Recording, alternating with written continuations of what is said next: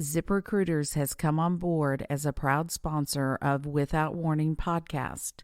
Use code WOW and search for jobs anytime, anywhere.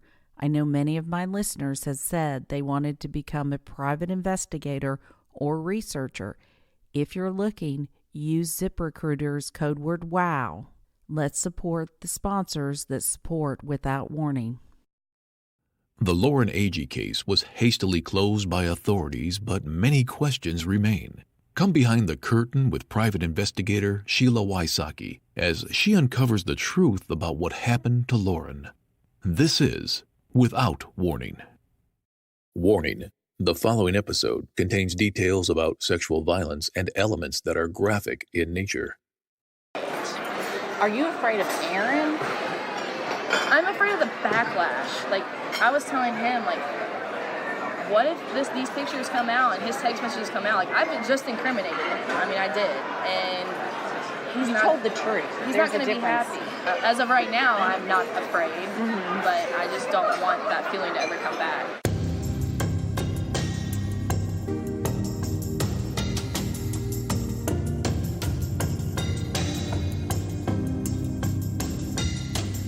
The tape you are going to hear is a continuation of my interview with Kassi Franks. Kassi Franks was Aaron Lilly's ex-girlfriend that he was secretly seeing before WakeFest. Kassi has become a very important witness. She knows patterns, she knows relationships, she knows all the players. So I met with her many, many times. When did Aaron start dating or seeing Hannah? That you know? The first time I ever saw them together was right after him and I broke up. And it was because she was hanging out with the girls. She was a part of the little group of friends. And I never saw them, like, physically out together. I saw them in his car. And they were driving by the local bar that we all used to hang out with. And when they saw me sitting there, they drove past and kept going, and that's when I saw her in there. I don't know who broke up with who, or if Aaron wasn't just taking it seriously, but she essentially, like, blocked Aaron. Hannah did, and would quit talking to him. I guess because she could tell, like, him and I still had a thing. I don't know what it was, but she blocked him. I didn't see anything of Hannah show up until WakeFest. And that was the second round, and I didn't know anything about her at that point. This is a Facebook message that Aaron Lilly sent Lauren about a week before WakeFest, July 19th, around 2:05 p.m. Hey, stranger, I know this is random, and we only talked a handful of times when out, but I remember little Miss Hannah Palmer talking about how good of friends you two are. Her name came up in conversation here recently and more than once. In parentheses, all great stuff. But it had me thinking about her, and I guess she blocked me when we quit hanging out. ... I was just wondering how she's doing, and next time you talk to her, should tell her to unblock me. And of course, there's a smiley face. Understand, he was still dating Kassi at this point. So timeline-wise, it was January that y'all had your big fight, and the judge said, okay, you guys have to separate, right? Mm-hmm. And then you all secretly stayed in touch, correct? But he was dating other people at that time. Yes, without me knowing. And then in July, the big reveal of Hannah. Yes. And he rolled back around and wanted to start seeing me again. So we started the secret thing up again. And we did that all the way up until WakeFest. I left his house that morning. We had an agreement not to speak to one another unless we got drunk and something happened, that we would just be cordial because we weren't ready for people to know about us. The only person that did know about us was Samantha Arnold. The Thursday night that Kassi and Aaron stayed together, I asked Kassi if they had sex. The answer was yes. So he had sex with Kassi, left for WakeFest, and then showed up with Hannah. I left Friday morning and said, well, will I see you at WakeFest? And he was like, yeah, I'll be there. And I was like, I'm assuming the normal spot. And he was like, yeah, I'll see you there. And I texted him throughout the rest of the day. When I got to WakeFest, he was already there. The campsite was already built. Texted him, and he got it. So they can't say that there wasn't service because he got it. I remember where I was standing even. I was on the other, where the boat dock store is? Mm-hmm. I was literally on the other side of the wall looking up at the cliff on the boat dock store. Okay. And I was texting him there saying, oh, I see you're there at your spot. I said, campsite looks good. There's that Red Bull flag. And because we got the Red Bull flag at Bonnaroo together. So then he was like, yeah, I'll see you later, at the bar. And that's when I saw him, and he walked in with Hannah.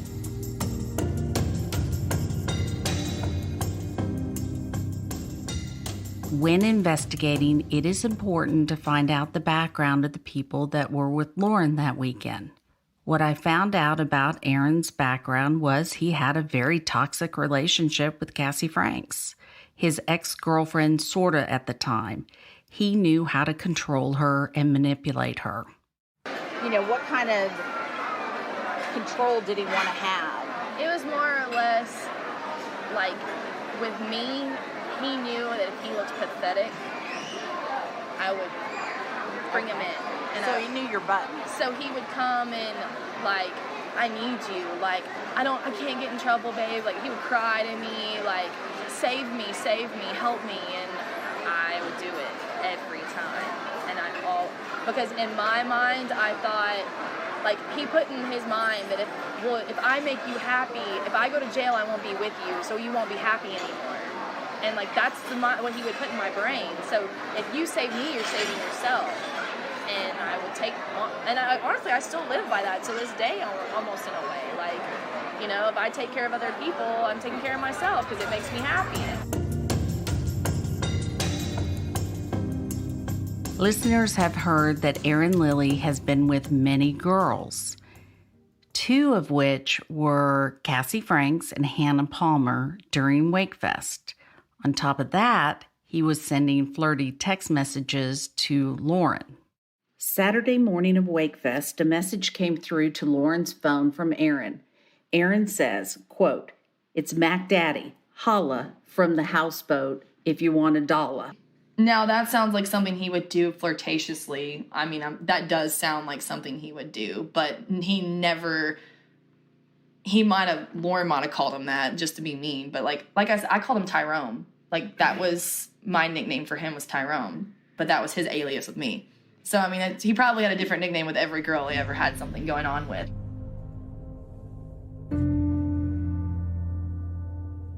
There was one other Facebook message from Aaron to Lauren, and it stated, "Come to the end of the houseboat dock and yell if you need us." Sent at 1:17 a.m. on Saturday morning.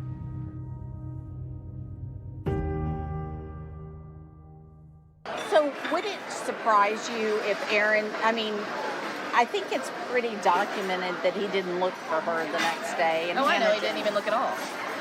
Does that surprise you at all, or is that not one bit? Oh my gosh, okay. And I don't think Hannah spent more than an hour looking for her. Because Hannah was right back on that boat taking pictures with Aaron and the rest of the group. They were out there on that. Because, I was creeping still because I was still the hurt ex-girlfriend, at this point. So I was watching to see how their weekend went. They were posting pictures of them on that water board that goes up in the air on Sunday. They did it till the sun went down. Until, I guess, the police came and found them. Mm-hmm. Oh, they found the police. Oh, they went to them. That makes sense. Because that's after they got their story together. And they're like, okay, now we need to go. So that makes sense. Well, yeah, I think when they found the body, as I understand it, Chris and Aaron were coming around saying, "Is that my friend?" And nobody knew at that point there was a body there. Yeah, that's just weird. And that's according to witness statement.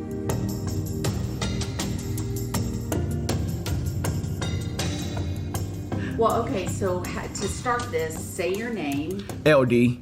And how are you related to this case? I was at WakeFest whenever whenever the situation was going down. LD is a name that was mentioned in a previous episode by Aaron Lilly.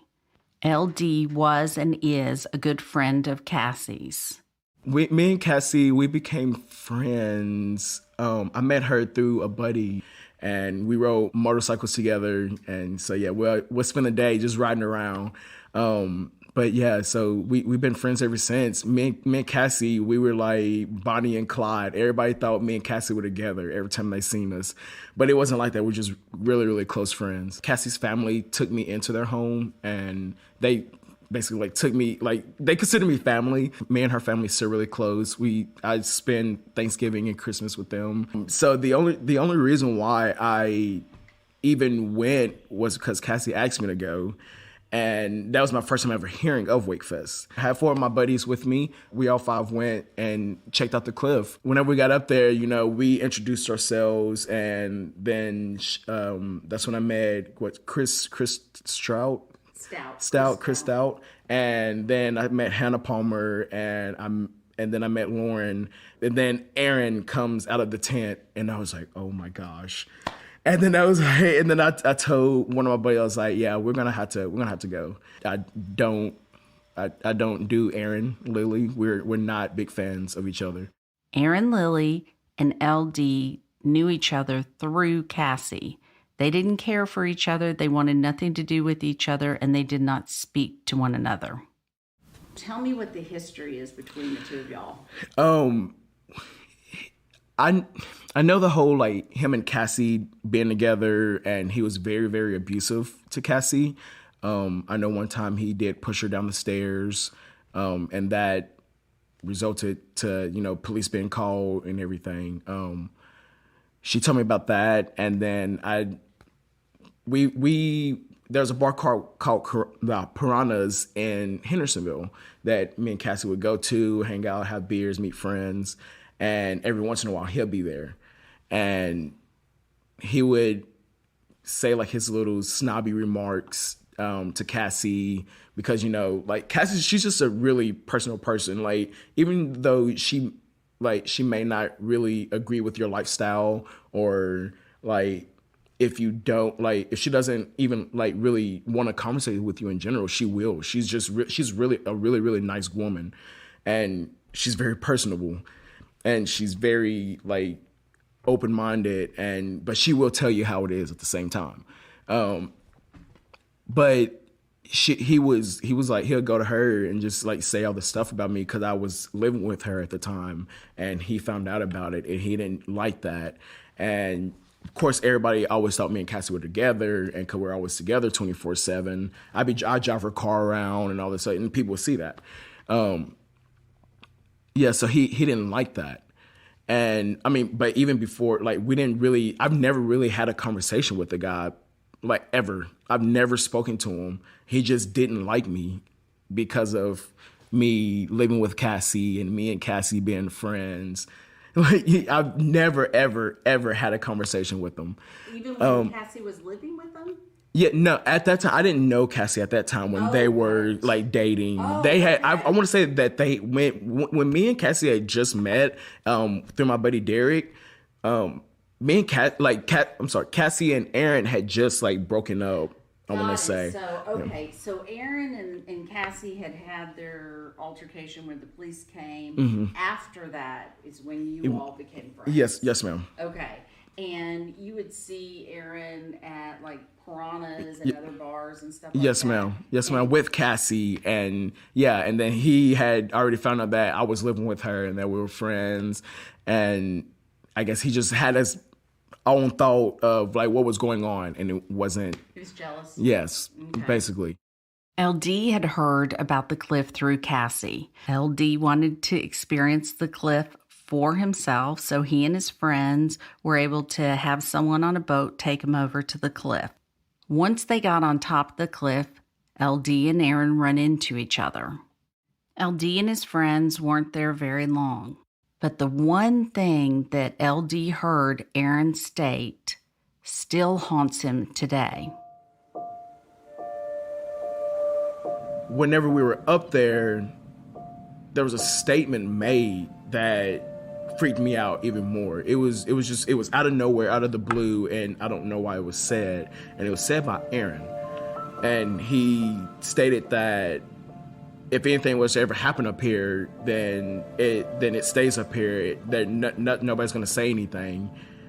And like, me and my buddies were just like, why did he just say that? I don't know. It came out of nowhere. We didn't know why he said it, and like nobody else said anything. It was just, he just came out and just said that, and it was freaky. But I don't know. Yeah, like why would you say anything like that? Like, do you know something like gonna happen, or like it's just because like it just looks really dangerous up there and you know that it's dangerous? I don't know. It was just a weird thing for him to say, just knowing like, or hearing his like violent past, and his temper, his being easily tempered, you know. So I mean, anything could have went down. Like, just the little, I feel like the little slightest thing just could have happened, and just probably could have set him off.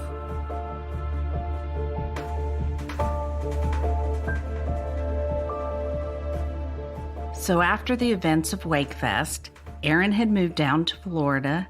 Kassi hadn't heard from him until one day she got a random phone call. He was living back down in Florida when I finally heard from him again, and it was, when was it? It was still warm out. And he was talking about how much he missed me and loved me. But he called me from his work phone, blocked, so I wouldn't know who was calling me. He wouldn't call me from his cell phone, but he called me from his boss's work phone or something. And I'll never forget what he said to me, because I was just like so dumbfounded what he said. I mean, excuse my vulgarness, but he said, "I miss your fat ass bouncing up and down on me," is his exact words, "and I will always love you." I only remember, I mean, he chokes when he's having sex with you too. I mean, he is doing that. Because there was one time I've had to like grab his hand and pull it back because it was just too much. And I do remember that. That's interesting. Yeah. I mean, I don't know if it's because like he's just into it or what, but like, I mean, it's like when you don't mind. I mean, I don't mind, but when I can't breathe, there's a problem. And you're like making me black out, then yes. As an investigator, I may ask very personal questions.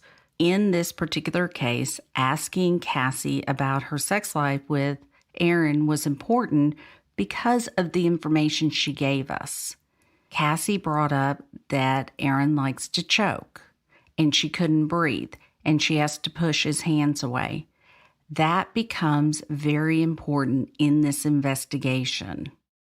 The only thing that I ever thought that was weird, that is weird in my opinion, he was all about like you being asleep kind of thing and waking you up. Like, you know what I mean? Like you'll be just asleep and then next thing you know, you can feel him touching you. And like, I always thought that was weird, but at the same time, I was like, well, he's my boyfriend, so it's not that big of a deal. Like, he's just waking me up. So do you feel like you kind of dodged a bullet by getting out of the relationship or him moving on to Hannah? My life was saved, and I know it was. Like, if he wasn't going to hurt me, the stress would have killed me. If you would have seen me then, I weighed almost 100 pounds. I weigh 160 right now. Like, I mean, I was nothing. I was skin and bones. There's a photo that I just thought I was the cutest little thing in. It was right after, like, him and I broke up. I look disgusting. Like, I really do. Like, my eyes are sunken in. I'm tiny. Like, I'm pale. And I just literally thought that, like, that was okay. I'm taking away the good guy image he tries for everyone. Like, he can't, if there's something negative in the world about him, it drives him crazy, but he pulls off this, the haters make me famous. That's his saying. Haters make me famous.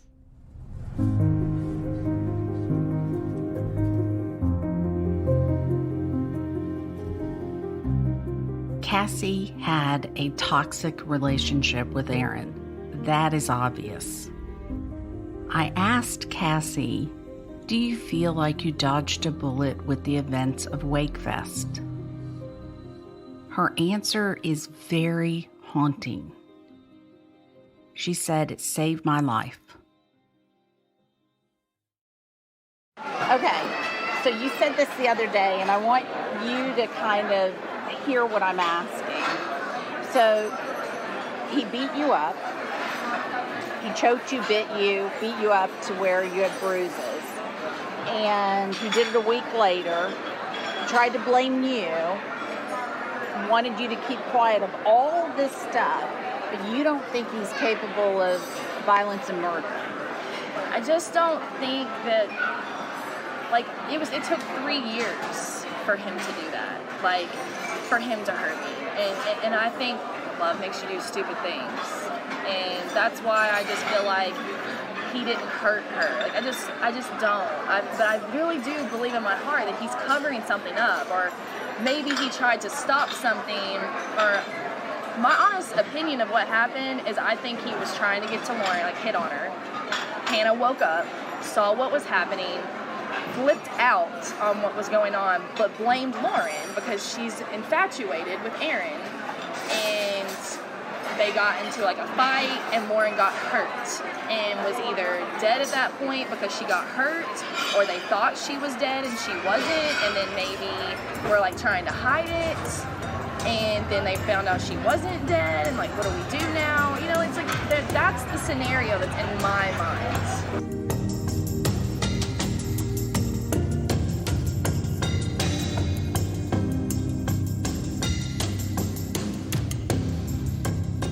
Lauren's family gives their full permission for any and all details to be shared in hope that the truth will come out. If you know anything at all, call 1-888-599-0008 or email tips@SheilaWysocki.com. Next time on Without Warning. If she fell from the top of this cliff, you'd want to know where she fell, right? You'd want to look for blood, for broken branches, something. You'd want to know where the point of impact was. You'd want to know how she fell, at least something. He photographed the tents, the hammock, photographed her stuff, and then started taking selfies of himself on top of this cliff. Well, he's up there. Then he comes back down, and he's done. They just wanted to get out there, rule it as an accidental drowning, and close the case. Without Warning. Host, Executive Director, and Executive Producer, Sheila Wysocki. Producers, Katie Zitzman and Aaron Parker. Editors, Katie Zitzman and Aaron Parker. Mixing and mastering by Resonate Recordings. Narrator, Tim Evans. Thank you for listening to Without Warning.